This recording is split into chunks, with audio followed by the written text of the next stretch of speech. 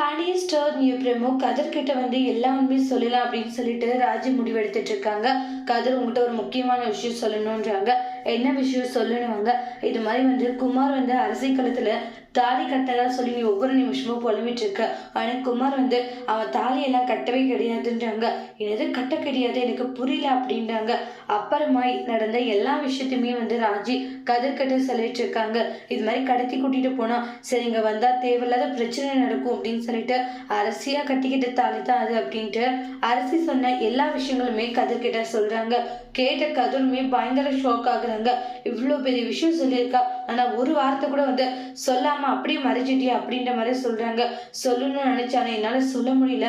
சரி நீ இவ்வளோ கஷ்டப்படுறன்னு என் மனசுக்கு ஒரு மாதிரி இருக்கு, அதனாலதான் நான் இப்ப சொல்ல வேண்டியதா போயிடுச்சு அப்படின்ட்டு எல்லாருமே சொல்றாங்க.